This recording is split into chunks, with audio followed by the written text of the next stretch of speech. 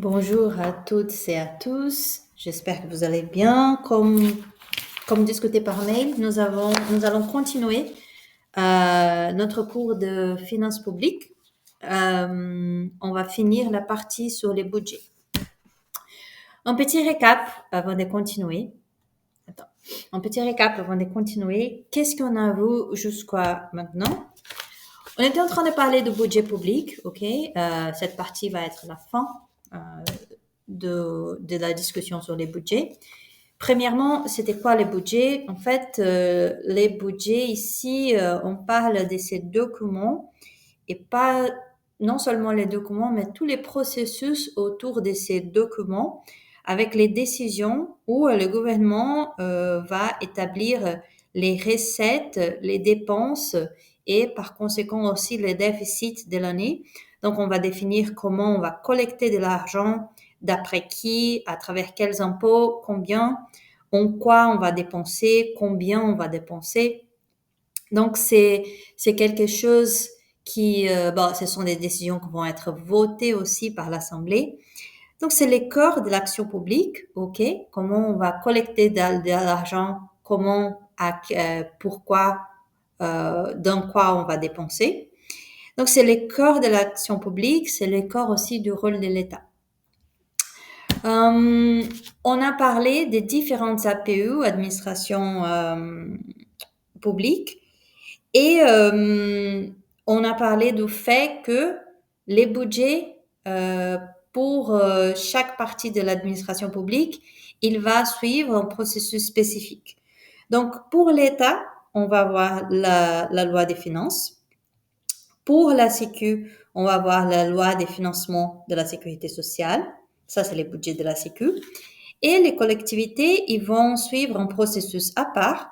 Ils vont recevoir de l'argent de l'État, mais ils votent leur propre budget. Ça, c'est un autre cours. Vous avez un cours spécifique sur cela. On avoue que les administrations publiques, chaque partie de l'administration, l'État, les collectivités, la sécurité sociale, chaque partie a des compétences propres. Okay? L'État, il est responsable pour quoi? Il est responsable pour les fonctions qu'on appelle les fonctions régaliennes.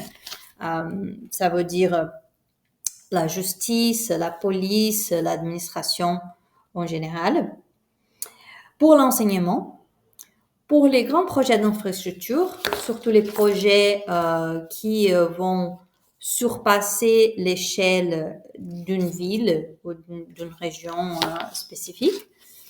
Et il va être responsable aussi pour gérer tout ce qui concerne la dette de l'État et qui est la plupart de la dette publique, y compris par exemple les paiements d'intérêts.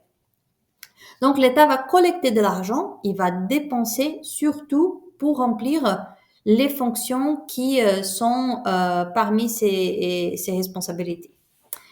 La sécurité sociale, elle est responsable, donc ses recettes et ses dépenses vont servir à couvrir surtout les dépenses, les fonctions, les politiques de santé, des retraites, d'allocations familiales, d'accidents du travail, etc. On a une liste, les diapos de la séance, dans les diapos de la séance dernière, vous pouvez trouver la liste avec les compétences de chaque administration. Et les collectivités vont être responsables surtout pour l'enseignement primaire et secondaire. L'État, il est responsable surtout pour l'enseignement supérieur et la recherche. Les collectivités vont être responsables aussi pour tout ce qui est les transports locaux, la vie de la communauté, la culture, les sports, le tourisme, etc. Bon. Après, on a vu que dans les processus budgétaires, on trouve différentes lois des finances, qu'on appelle loi des finances.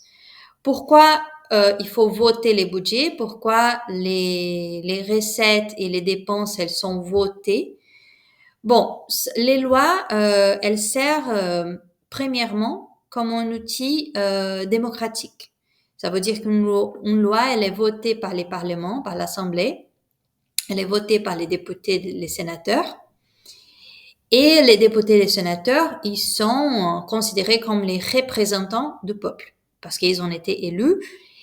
Et les faits donc que les recettes et les dépenses soient votées, ça indique qu'en fait, ce sont les représentants du peuple qui ont voté pour cela, qui ont accepté ou rejeté une certaine décision. Ce qui indique que ces décisions ont prises de manière démocratique en reflétant les intérêts de la population. Bien sûr qu'en pratique, c'est plus compliqué que ça, mais la loi va garantir quand même une certaine cohérence avec les intérêts de la population. On a vu, par exemple, on a discuté du fait que les budgets proposés par Michel Barnier n'a pas passé parce qu'il était considéré comme trop radical. Bon, l'effet d'avoir une loi, elle va garantir aussi une prévisibilité, ok? Parce que tout changement majeur doit être voté. On ne peut pas avoir des changements inattendus. On ne peut pas dire aux universités qu'elles vont avoir 2 millions, je sais pas, 30 millions cette année, et puis au milieu de l'année, on va couper 5 millions. On peut pas faire ce type de changements majeurs, de retirer beaucoup d'argent d'un secteur, d'un ministère d'un coup. Les lois servent aussi pour donner une certaine sécurité. Tout ce qui est voté, il est garanti par la loi. Et pour les changer, il faut avoir un processus de vote. C'est un processus assez formel. Bon. Donc, on a 4 lois de finances. Les projets de loi de finances, la loi des finances initiale, la loi des finances rectificatives et la loi de règlement. Vous pouvez lire aussi, ça c'est sur les diapos d'avant. Les projets, il est voté avant la fin de l'année. Par exemple, si on parle du budget 2025, les projets de loi, il est élaboré et déposé par le gouvernement avant 2025, à la fin de 2024. Si cette loi elle est approuvée, ce qui n'a pas été le cas cette année, mais normalement, ça c'était plutôt l'exception. Normalement, le budget après beaucoup de votes et de discussions, il est approuvé. Et lorsqu'il est approuvé, on arrive à la loi des finances initiales qui commence le 1er janvier. Au cours de l'année, il y a toujours des événements inattendus, des crises, des conflits géopolitiques, enfin des choses qui ne marchent pas comme prévu à l'avance. Et là, on a des lois rectificatives pour voter des changements qui s'avèrent nécessaires. Et à la fin de l'année, après la fin de l'année, lorsque tous les montants ont été déjà dépensés, tous les dépenses ont été déjà exécutées, on va faire la loi des règlements pour étudier, montrer ce qui a été effectivement collecté et ce qui a été effectivement dépensé. Donc la loi des règlements va vérifier combien d'argent a été effectivement dépensé, pas ce qui a été prévu. Il va investiguer les différences, il va utiliser cela pour les prochains budgets, etc. Nous avons vu que les lois des finances, elles ont comme base juridique la loi organique de 2001. Donc, les lois des finances existaient déjà, les principes de budget existaient déjà avant 2001, mais ce n'était pas comme aujourd'hui. Okay? Les règles actuelles, elles étaient soit introduites, soit consolidées par la loi organique de 2001. Pourquoi j'ai dit ça? Parce que c'est important, très important de faire attention au contexte de 2001. Donc, en 2001, on avait quoi? On avait quoi? La formation, enfin les processus de consolidation encore de la monnaie unique de l'Union européenne qui a commencé avant, mais en 2001, on était encore dans une étape de consolidation de l'Union européenne, les processus de mondialisation et la montée du néolibéralisme. Et tout cela va avoir une influence sur la logique, la manière dont on décide sur la collecte des recettes et les dépenses publiques. Bon, ça va être plus clair après, mais je pense que c'est important de faire attention à ces contextes. Il y a néanmoins deux nouveautés importantes introduites par la loi organique dont on va parler aujourd'hui. Différence. Une fois qu'on parle de processus budgétaire, des différentes lois des finances, il faut faire attention au fait que pour la loi des finances initiale, au début de l'année, on parle des dépenses qui ont été votées, donc les dépenses qui ont été acceptées. OK, cette année, on va dépenser X milliards d'euros en éducation. Ça, c'est au début de l'année, mais on ne sait pas vraiment qu'est-ce qui se va passer au fil de l'année. Et parfois, les dépenses qui sont votées, qui ont été votées, sont différentes des dépenses qui ont été du montant. Les montants, il est différent de ce qui a été exécuté, ce qui a été effectivement dépensé à la fin de l'année. Okay? La même chose, les déficits. On a un déficit prévu, mais il est différent de ce qui a été constaté à la fin de l'année. C'est pas un problème de parler des dépenses votées, parce que ça va réfléchir, ça va donner une indication quand même des priorités du gouvernement au fil des années. Ce n'est pas un problème de parler des dépenses votées ou de parler des dépenses exécutées. Ce qui est important, c'est de ne pas mélanger les choses. Si vous faites une série pour parler, par exemple, de combien l'État il dépense en éducation au fil des années, ou combien l'État a donné en cadeaux fiscaux, comme on dit, à dépenser avec des niches fiscaux, des niches fiscales à la fin de l'année. C'est important de garantir que vous êtes toujours en train de parler des dépenses votées ou que vous êtes toujours en train de parler des dépenses exécutées. Ne pas utiliser les dépenses votées pour une année et les dépenses exécutées pour une autre année. Okay? Il faut garder une uniformité. Ça, c'est très important. Donc, n'importe quelle catégorie vous utilisez, mais ce qui importe, c'est d'utiliser toujours la même catégorie. Et ça, c'est pas exclusif pour cet exercice-là, mais pour beaucoup d'autres choses en économie. Bon, pour finir avec cette partie, vous avez une liste complète des principes dans les textes, dans les manuels de finances publiques.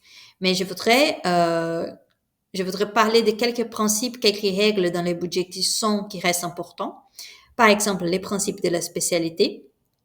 On ne peut pas réaffecter une dépense vers une autre. Ça veut dire, si on a X milliards qui peuvent être dépensés cette année en enseignement, on ne peut pas tout simplement prendre une partie de ces montants et les réaffecter pour dépenser plus en défense, par exemple.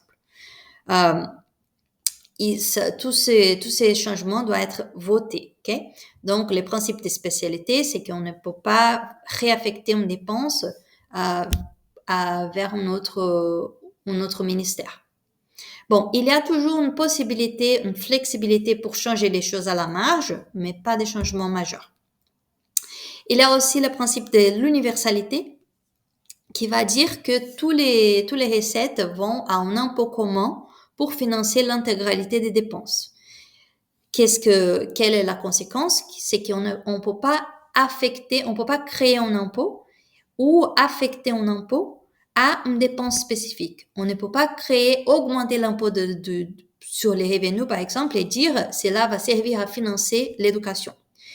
Pourquoi on ne peut pas faire ça? Parce qu'en fait, ça va créer tout un tas de conflits dans la société parce que les gens sont assez résistants à payer pour ce qu'ils considèrent qu'ils ne l'utilisent pas. Okay? Donc, c'est pour ça qu'on va utiliser les principes où toutes les recettes sont destinées à financer toutes les dépenses pour éviter ces sortes de conflits où je ne veux pas payer pour une chose que je ne l'utilise pas.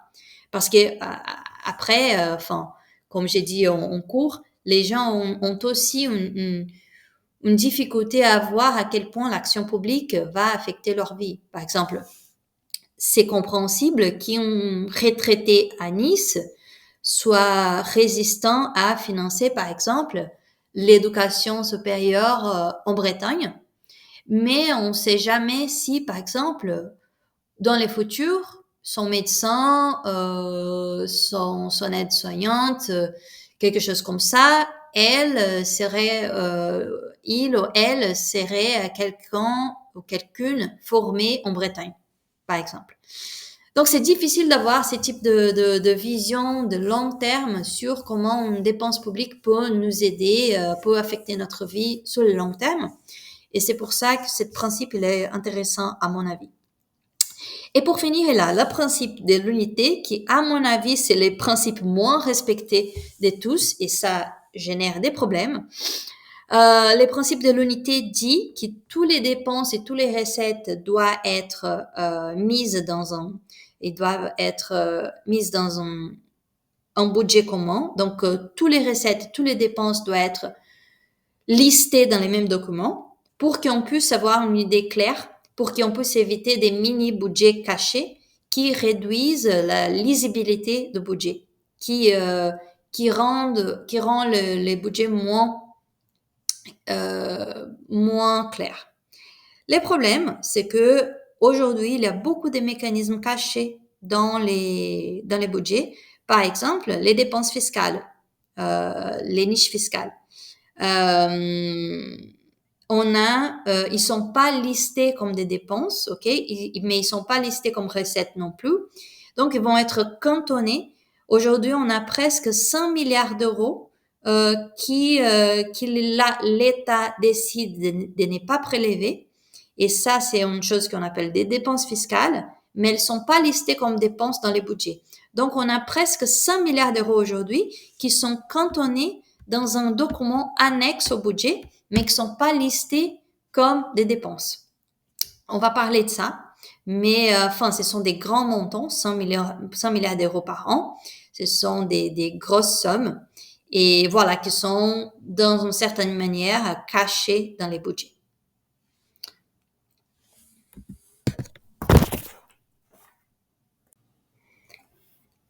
La bibliographie pour cette partie, ça va être les manuels, ok, chapitre 1, comme avant. J'ai mis néanmoins Jean-Marie Monnier, les manuels de finances publiques, la notice 6. Je pense que tous ces bouquins-là, il est très utile. Il est pas basique, hein, il est peut-être un peu plus avancé, mais il est clair. Il a des infos intéressantes. Donc, je vous conseille, comme si vous voulez lire un peu plus, si vous avez des questions, à lire, à consulter ces textes aussi. Juste pour avancer, ok, c'est pas, bien sûr, pas obligatoire à cette stade-là, mais si vous voulez commencer à lire sur la prochaine partie sur les comptes publics, je vous ai mis dans les diapos aussi la liste de lecture pour la prochaine partie. Donc, si on arrive, le total des lectures pour les cours jusqu'à la fin du semestre, il va forcément jusqu'à là, parce qu'on n'aurait pas le temps d'aller plus loin que ça. Okay? Mais ça, c'est la partie 3. Aujourd'hui, on va finir la partie 2. C'est juste si vous voulez commencer à avancer dans vos lectures. Ok. La séance d'aujourd'hui, on va faire quoi? On va parler de l'évaluation, les contrôles et l'organisation. Évaluation, c'est quoi? Comment est-ce qu'on évalue le budget? Comment est-ce qu'on évalue les dépenses publiques? La qualité des dépenses, entre guillemets. Les contrôles, comment est-ce qu'on va surveiller comment l'argent il est utilisé? Et l'organisation, comment le budget il est structuré? Ça semble quelque chose de pragmatique, de technique, mais on va voir, il y a des choses très intéressantes à voir, à discuter sur la façon dont le budget il est organisé aujourd'hui. Et puis, on va parler d'un exercice pratique. Compromis, je pense que je vais diviser ces cours en deux parties pour être plus léger parce qu'en vidéo de 2 heures, ça, ou presque, ça fait beaucoup. Ok, évaluation. Comment est-ce qu'on évalue les budgets? Et j'apprécie beaucoup cette partie-là. L'évaluation, c'était en fait une des deux innovations majeures de la loi des finances, qui a été approuvée, de la loi organique, qui a été approuvée en 2001, et on va retenir les débuts des années 2000 et toutes ces innovations. Ça va être important pour la suite. La loi organique, elle a introduit des dispositifs d'évaluation qui n'étaient pas si clairs avant dans les budgets. On va comprendre qu'est-ce que ça veut dire et puis on va faire une évaluation critique de ces mécanismes d'évaluation. Donc, on va évaluer quoi? En fait, l'enjeu, c'était d'introduire des dispositifs pour évaluer si l'argent a été bien utilisé, si l'argent a été public, si les dépenses publiques ont été capables de produire des résultats observables.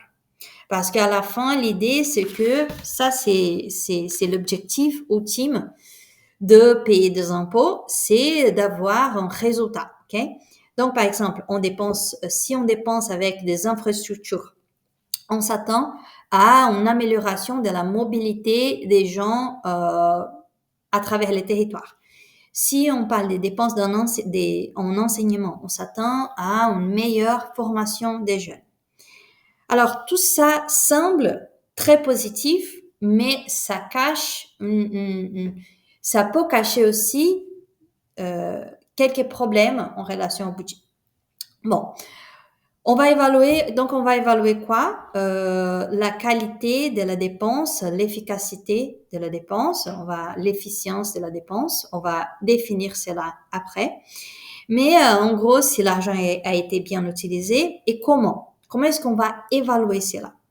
Bon, comment est-ce qu'on évalue une dépense publique? Comment est-ce qu'on peut dire, OK, c'était bien dépensé, c'était un argent bien dépensé ou c'était un argent qui n'a pas été bien dépensé? Bon, pour cela, il fallait faire quoi? Il fallait établir des objectifs et il fallait établir des indicateurs pour mesurer comment on va atteindre un objectif.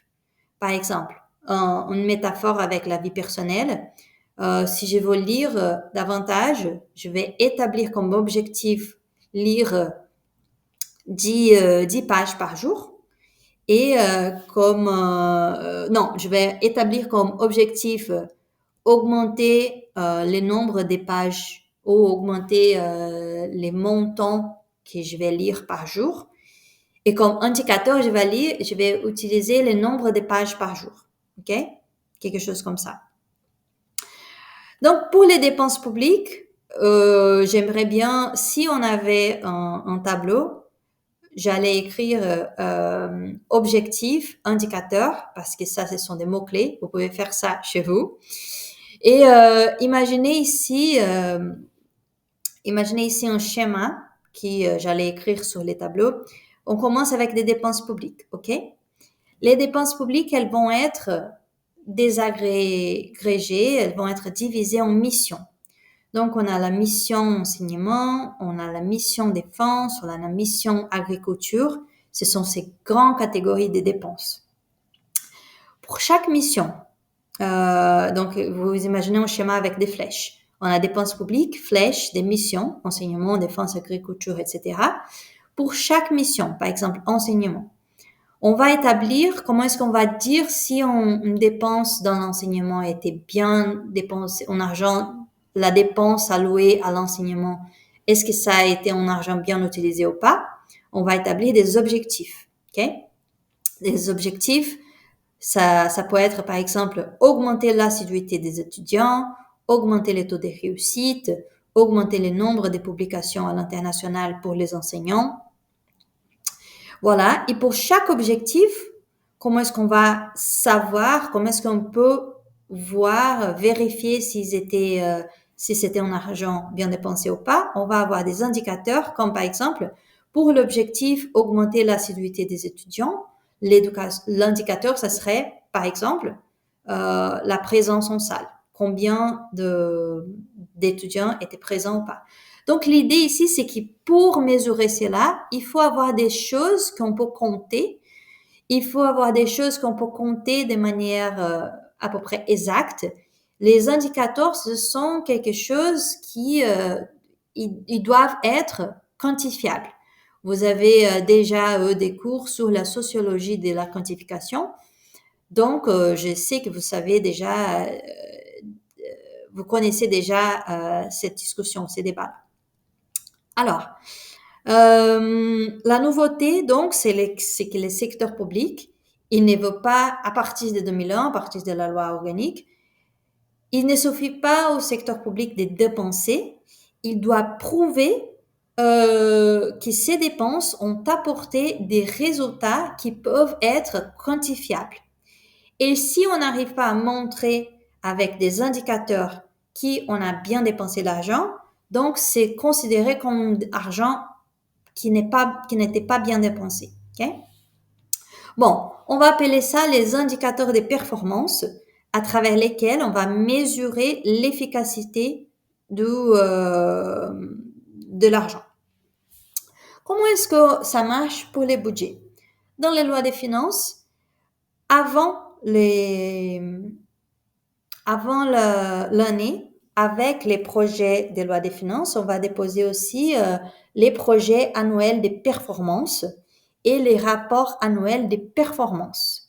Faites attention à ces mots, performance. C'est à quel point l'État, l'administration publique, elle était performante. Ok?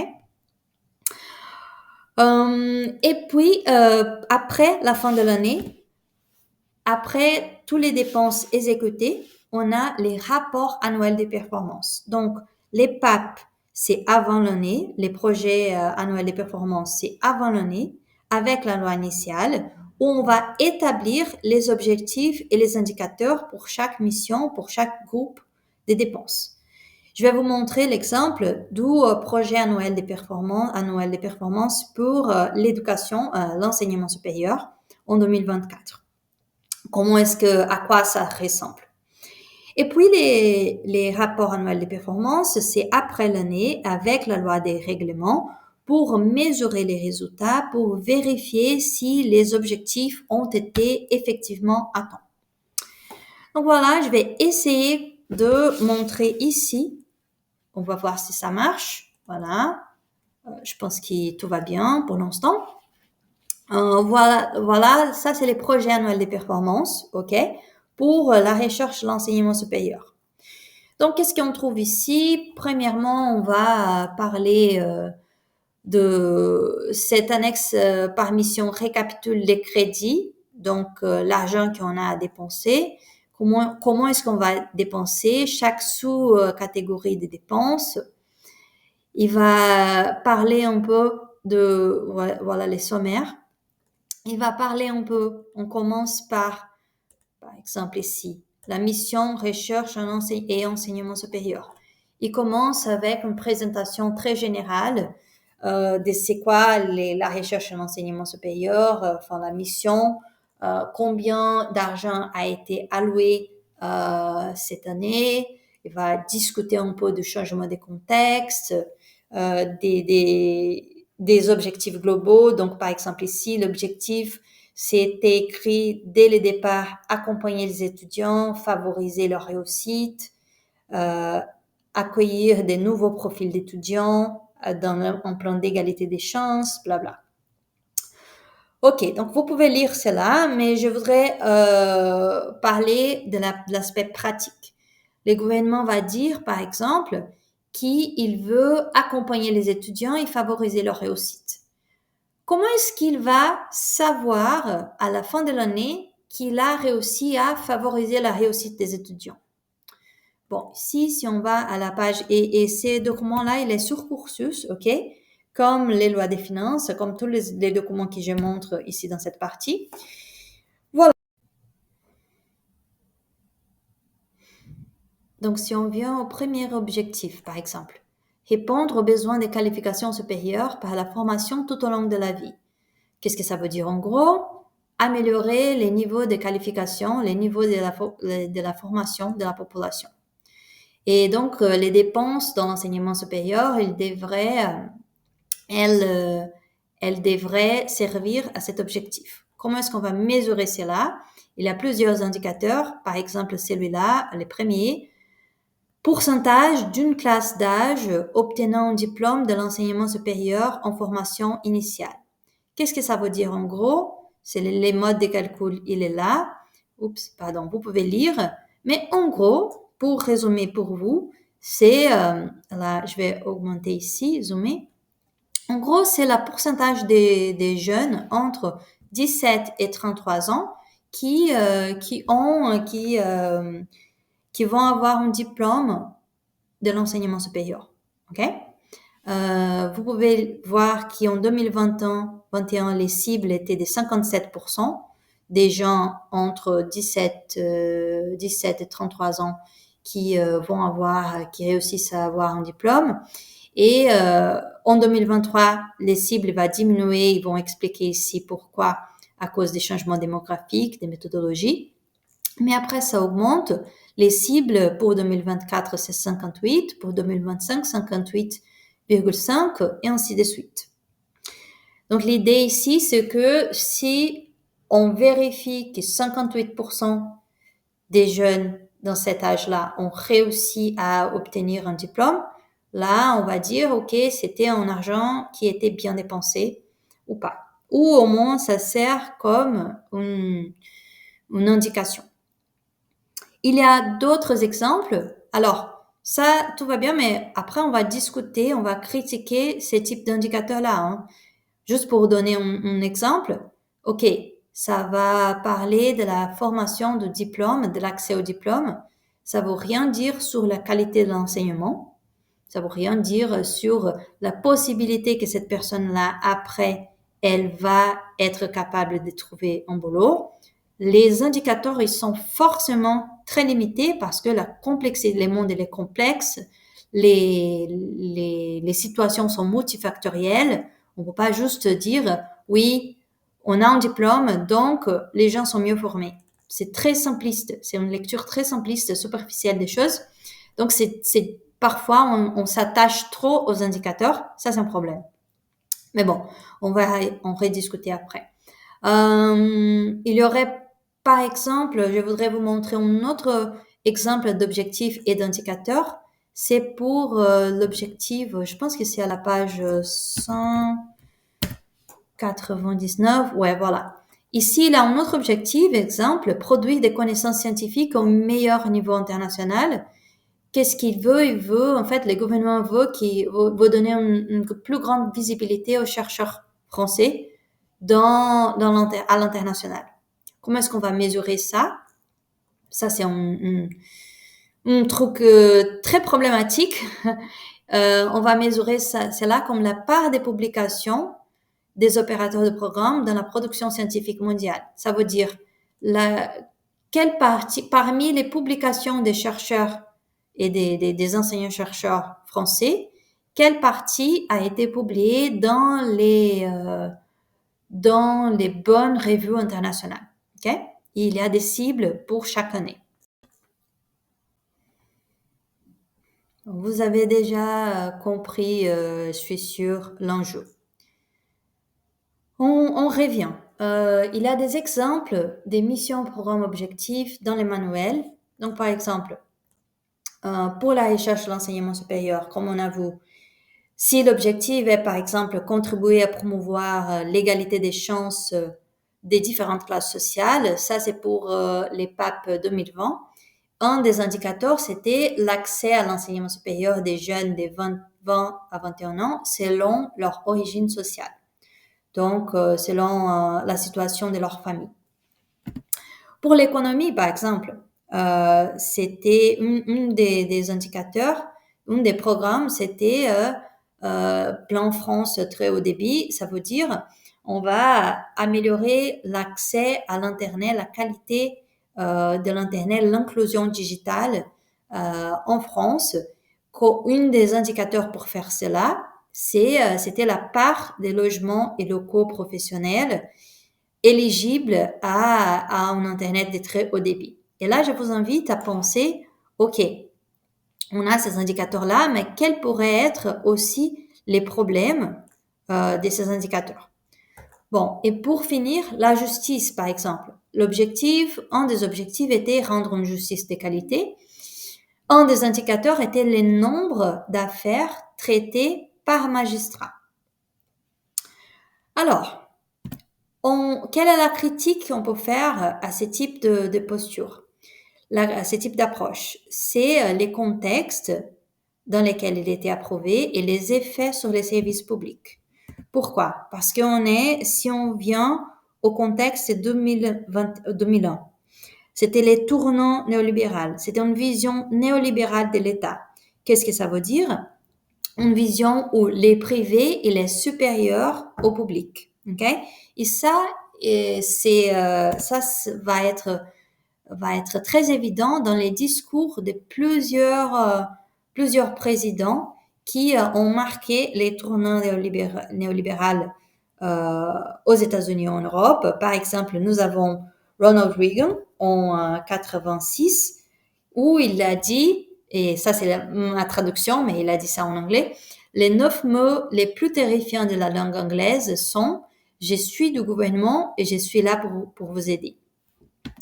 Ou encore en 81, où il a dit « Dans la crise actuelle, le gouvernement n'est pas la solution à notre problème, le gouvernement est les problèmes ».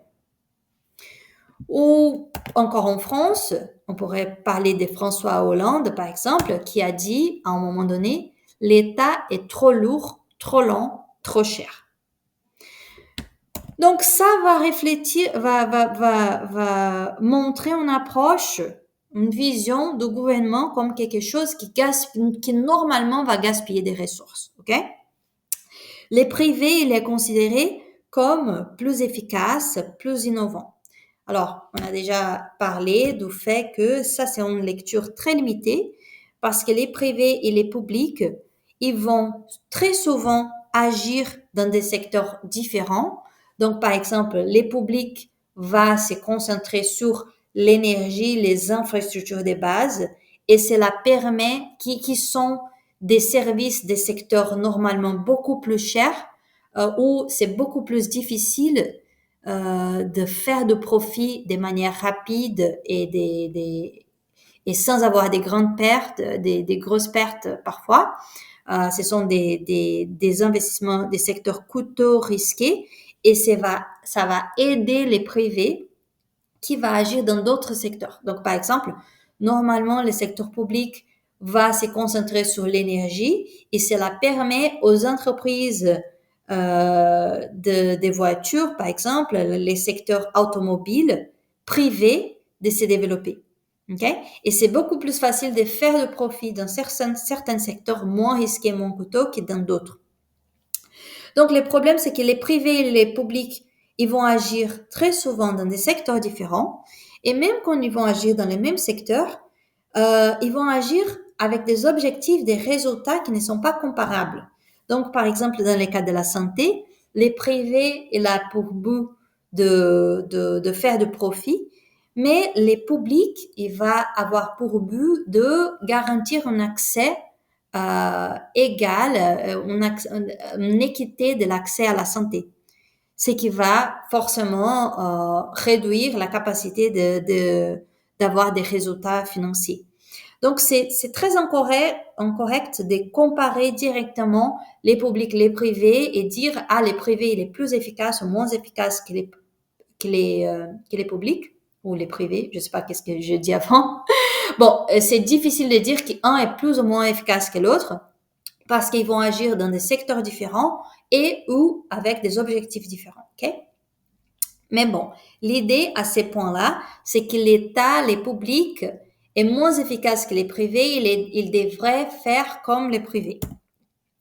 Et ça va donner, ça va originer la nouvelle gestion publique. C'est quoi les New Public Management en anglais? C'est quelque chose de très connu.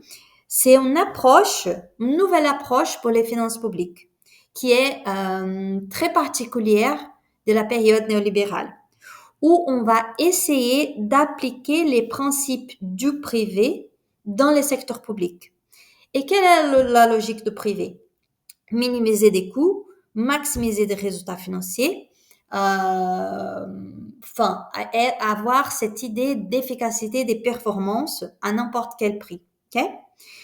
Donc, il y a cette idée que l'État, normalement, il est trop dépensier et qu'il faut se comporter un peu plus comme une entreprise publique parce que comme ça, il va dépenser moins, avoir des bons résultats, innover plus.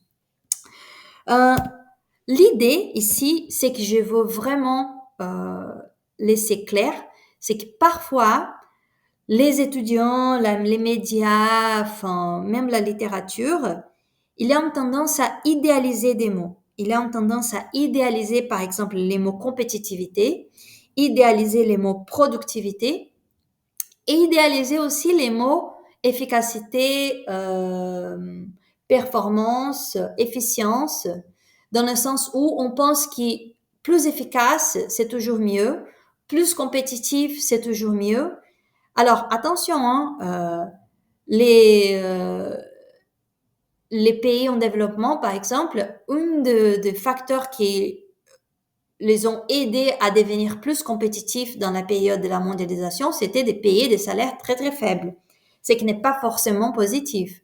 Donc, augmenter la compétitivité, une autre chose qui aide beaucoup les pays à devenir plus compétitifs, c'est de faire des choses, de produire dans une manière qui va détruire la nature. Donc, ou dans une manière qui va réprimer les droits des travailleurs. Donc, plus compétitif n'est pas forcément mieux.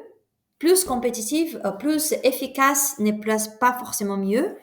Plus performant n'est pas forcément mieux.